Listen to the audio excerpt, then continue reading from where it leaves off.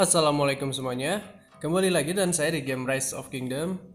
Di kesempatan kali ini saya ingin menampilkan tes battle ketika ada Joan of Arc di battlefield dan ketika tidak adanya Joan of Arc di battlefield. Itu kenapa saya selalu berulang-ulang ya berbicara tentang pentingnya teman-teman F2P dan low spender untuk menggunakan Joan of Arc di open field, baik itu ketika di KVK, Civil War, Sunset Canyon ataupun di Ark of Osiris. Nah, di sini saya ingin membuktikan ke teman-teman yang nonton video ini bahwa pentingnya Joan of Arc untuk selalu kalian bawa di open field, karena nanti di statistik battlenya sendiri akan menampilkan hasil yang berbeda ketika saya battle tanpa Joan of Arc dan ketika saya menggunakan Joan of Arc di sekitar area battle saya. Dan di sini saya menggunakan commander dan pasukan yang tentunya sama ketika nanti saya menggunakan Joan of Arc di area battle saya, tentunya untuk mengambil buff dari skill aktifnya, yaitu buff penambahan attack archer, defense cavalry, dan SP infantry. Tentunya dia juga akan membooster rage untuk pasukan-pasukan yang ada di dalam area of effect Joan of Arc. Di battle yang pertama dan kedua, di sini saya menggunakan pasukan infanteri dengan commander Sunju dan Diao Chan. Dia akan melawan Sunju dan Osman dari teman battle saya. Sedangkan di tengah-tengah battle ini saya menggunakan Herman dipasangkan dengan Keira menggunakan pasukan archer ya. Di sini di luar dugaan sih. Tadinya kalau misalnya tahu kayak gini saya akan menggunakan Kusunoki ya sebagai secondary-nya. Karena ternyata nanti di hasilnya sendiri Yulji dan Scipio teman battle saya bisa mengalahkan Herman dan Keira dengan mudah. Nah, itu yang bikin saya bingung ya, karena pada basicnya sendiri si pasukan archer itu bisa memakan pasukan-pasukan infanteri. Nah, saya sendiri sengaja menggunakan Keira karena takutnya teman battle saya ketika menggunakan infanterinya lebih banyak pasukan yang terlukanya gitu kan. Saya juga gak enak kan karena udah mengajak teman saya untuk membuat konten ini. Jadinya saya pasangin sama si Keira yang tentunya masih belum expertise. Nah, cuman di hasil akhirnya malah kalah jauh gitu. Itu yang membuat saya bertanya-tanya, dan ketika saya melihat stat buffnya itu, ternyata buff dari infanteri teman saya itu sangat-sangat tinggi banget. Saya juga gak tahu sih, padahal katanya sih udah nggak pakai equipment ya, sesuai kesepakatan di awal.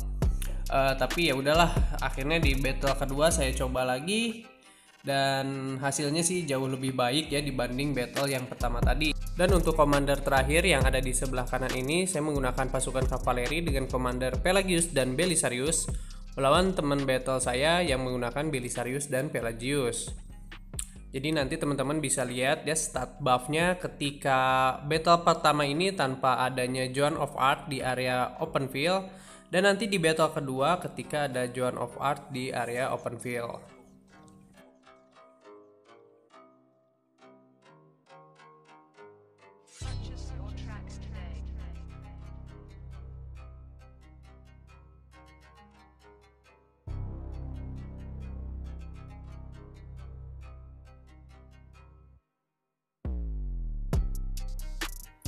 Oke, dan ini detik-detik buat kita bisa lihat sama-sama ya statistik battlenya.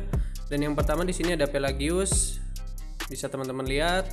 Dan di battle yang ini ada Sunju Diao Chan, cukup memuaskan ya untuk combo dari Sunju dan Diao Chan. Dan yang terakhir di sini ada Herman dan Keira yang di luar dugaan saya, gila 46.000 pasukan masuk ke hospital melawan infanteri ya. Dan di sini lihat statistik buffnya sangat-sangat jauh.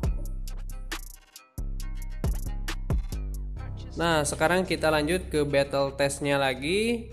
Di sini saya tetap menggunakan pasukan infanteri dengan commander Sunju dan Diao Chan melawan Sunju dan Osman. Kemudian yang di tengah-tengahnya ada Herman dan Keira tetap melawan Yulji dan Scipio. Dan yang sebelah kanan saya menggunakan pasukan kavaleri menggunakan commander Pelagius dan Belisarius melawan Belisarius dan Pelagius. Dan bisa teman-teman lihat di pertempuran kedua ini, di tengah-tengah battle-nya ada Joan of Arc yang nanti fungsinya untuk memberikan buff ya. Buff untuk defense cavalry, attack archer dan juga SP infantry, tentunya rage untuk ke semua pasukan yang ada di area of effect Joan of Arc. Dan nanti teman-teman bisa lihat dari hasil battle-nya perbedaan battle yang pertama tadi yang nggak ada Joan of Arc-nya dan battle yang kedua ini ketika Joan of Arc memberikan buff terhadap pasukan-pasukan yang ada di area of effect Joan of Arc. Tentunya nanti hasilnya akan sangat memuaskan ya. Jadi disitulah poinnya ketika saya selalu berbicara kalau player-player F2P dan low spender wajib hukumnya memiliki Joan of Arc, dan Joan of Arc harus segera kalian buat expertise. Jadi sebelum KVK 1 Joan of Arc kalian harus cepet-cepet expertise. Jadi selain nantinya buat macul, Joan of Arc bisa kalian gunakan sebagai support di KVK ataupun di Arc of Series. Dan tentunya teman-teman aliansi kalian, sultan-sultan aliansi kalian, fighter-fighter aliansi dan kingdom kalian akan mendapatkan experience yang lebih memuaskan ketika kalian sebagai F2P dan low spend yang masih proses menaikkan commander-commander legend bisa menggunakan Joan of Arc di open field untuk sementara ini. Paling tidak di KVK 1 teman-teman F2P dan low spender bisa menjadi support ya bagi teman-teman aliansi dan kingdomnya maupun sultan dan fighternya, sehingga nanti bisa membuat experience di open field lebih menyenangkan, lebih baik dan lebih Spartan ketika nanti teman-teman bisa menjadi support untuk aliansi maupun untuk kingdom, entah itu di Arc of Series ataupun di KVK nanti. Oke, mungkin ini aja yang bisa saya share di video kali ini. Nah, nanti di akhir video teman-teman bisa melihat statistik battle-nya ketika battle yang mendapatkan buff dari Joan of Arc dan maupun battle yang tidak mendapatkan buff dari Joan of Arc. Kemudian nanti juga ada battle lognya, teman-teman bisa lihat dan bisa analisa sendiri.